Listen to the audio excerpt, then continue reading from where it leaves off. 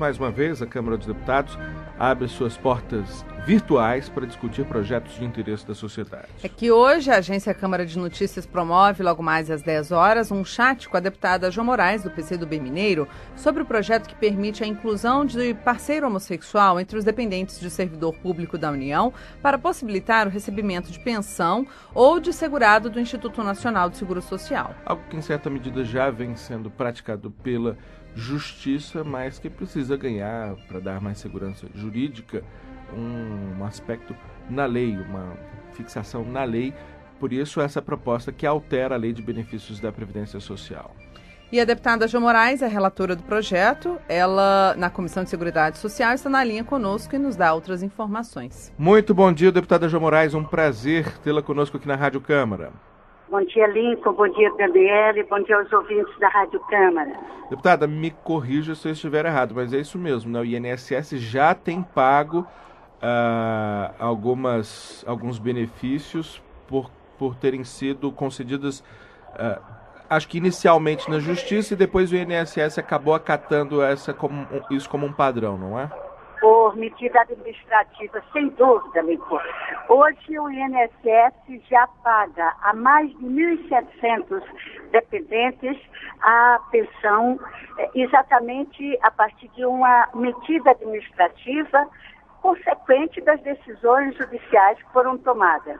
Esta é uma questão que já existe desde 2001, por decisão do Tribunal Regional Federal de Porto Alegre, mais recentemente, sobretudo este ano, com a decisão do Supremo Tribunal Federal, em maio, de reconhecer a união-estado entre pessoas do mesmo sexo, já que a união-estável foi reconhecida desde 1988 na Constituinte, a segurança jurídica está assegurada. O que nós precisamos é que esta casa, já com um atraso, porque inúmeras instâncias judiciais já tomaram a decisão, possa efetivar através da aprovação da lei de autoria do deputado licenciado Maurício Ramos.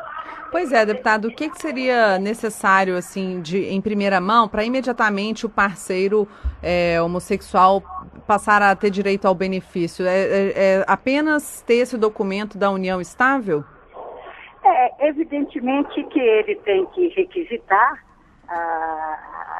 o processo junto ao INSS, juntando os comprovantes que asseguram também para a união estável, que comprovam também para a união estável entre o casal. Não há nenhuma diferenciação. Essa que é eu diria, a novidade no meio da segurança jurídica que o Supremo Tribunal Federal, na sua decisão de maio deste ano, garantiu a igualdade jurídica entre a união estável assegurada entre um casal assegurada na Constituição de 88 e a união estável entre casais compostos pelo mesmo sexo.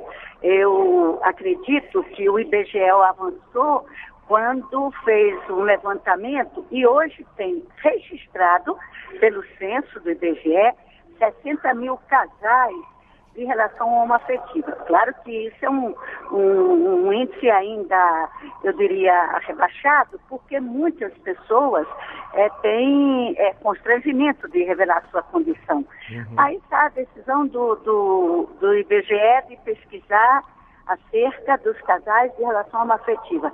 E a decisão do Supremo assegura uma absoluta tranquilidade para que nós possamos votar e aprovar esse projeto na Câmara dos Deputados. Deputada Jo Moraes, essa decisão lá de 2001, a que a senhora fez referência, no Tribunal do Rio Grande do Sul, foi a decisão que inaugurou, inclusive, o conceito de união homoafetiva, né? Tirando o foco do sexual e colocando o foco onde é o principal, que é a relação de afeto que existe entre duas pessoas do mesmo sexo. E aí, ela foi, digamos assim, vitoriosa, mas vários processos foram negados também até a decisão administrativa do INSS de tornar isso generalizado para evitar essas injustiças, né? A compreensão um juiz diferente da compreensão de outro. A senhora tem notícia de dificuldades que estejam ocorrendo também no âmbito das delegacias do INSS, já que às vezes é discricionário do servidor aceitar ou não aquela comprovação?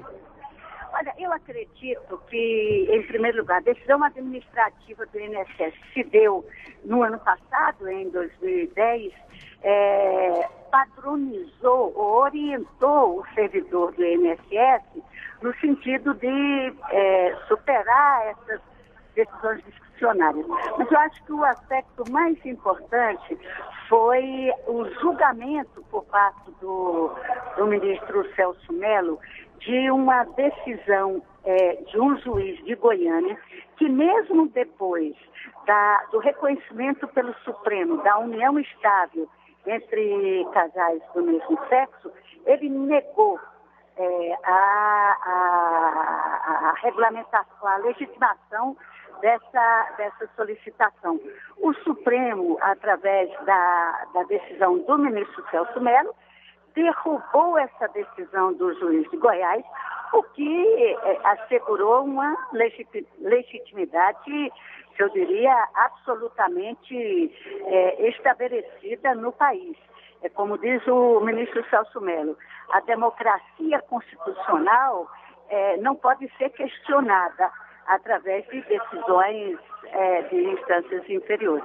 Por isso que eu acredito que, apesar de ainda haver um grande preconceito, e aqui na casa nós vivemos com esse problema, por isso a casa perdeu a oportunidade de se antecipar ao Supremo, nós caminhamos para a aprovação deste projeto que dará segurança jurídica através da lei a um direito tão absolutamente normal e natural nesse país que quer se comprometer com um processo democrático. Deputada Jo Moraes, esse projeto se estende ao servidor público federal por justamente ter características diferentes em relação aos seus dependentes? Originalmente, o autor, o deputado licenciado Maurício Ramos, de Pernambuco, ele incluiu o servidor público federal. Acontece que nós não temos poder regimental, eu digo a Câmara Federal, os deputados, ou o poder legislativo, não tem reconhecimento regimental para legislar sobre o servidor público. Por isso que nós tivemos que retirar a referência ao servidor público para quebrar o vício de origem, como se chama regimentalmente, quando nós fazemos uma legislação que não é de competência do Poder Legislativo e sim do Poder Executivo. Eu acredito que se nós aprovamos para o regime geral, que é o trabalhador da CLT, naturalmente, com essa portaria do INSS já em vigência, também os servidores públicos terão direitos e acesso a esse direito preferenciário. Será extensivo, provavelmente, né, deputada? Acredito que já é pela portaria do INSS. E é possível que, para mais adiante, algum projeto de iniciativa do Executivo possa incorporar essa formulação já que deverá ser já assegurada para o trabalhador de regime geral. A senhora citou, deputada Jo Moraes, as dificuldades do ponto de vista de algumas resistências da construção do consenso para a votação desse projeto. Há deputados que já se pronunciaram contra, que anunciaram que farão voto em separado. Como é que estão as articulações, como é que estão os diálogos, principalmente com as bancadas religiosas que apresentam alguma resistência? E aproveito a pergunta para perguntar, a questão para perguntar se há uma perspectiva de votação do substitutivo elaborado pela senhora. Olha, nós estabelecemos um diálogo com os setores religiosos, particularmente alguns católicos, e também parte de alguns evangélicos, que solicitaram que fosse retirada o conceito de família do projeto. Como nós precisávamos tramitar e ganhar a maioria para que esse projeto fosse votado, no substitutivo nós retiramos o conceito de família, embora o Supremo Tribunal Federal, na sua decisão, ele compreende a relação homoafetiva e quando ele assemelha a união estável, ele está compreendendo como unidade familiar. Já que, constitucionalmente, a unidade familiar, como dizem alguns setores, não se compõe com o pressuposto do objetivo da reprodução. Nós retiramos esse conceito de igualar a união estável homoafetiva à unidade familiar para facilitar.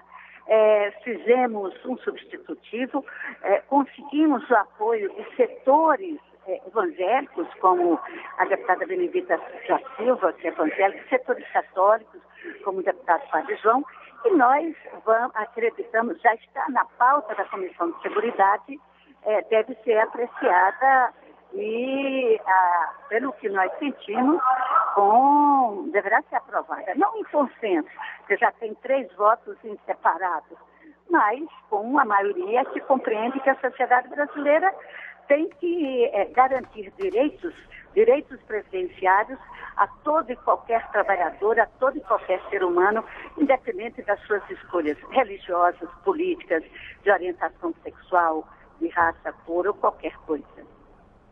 Perfeito. Quero agradecer muito mais uma vez a deputada Jo Moraes, do PCdoB de Minas Gerais, relatora desse importante projeto, que vai estar participando do bate-papo. Se você quiser participar desse chat, desse bate-papo, é só acessar www.agencia.câmara.gov.br. Deputada, mais uma vez, muito obrigado. A partir de que horas? A partir das 2 horas, não é isso? Às 10 horas. Às 10 horas, perdão. Isso. A partir das 10 horas. Obrigada, Lincoln. Obrigada, Daniela. Parabéns aí pelo trabalho que vocês realizam.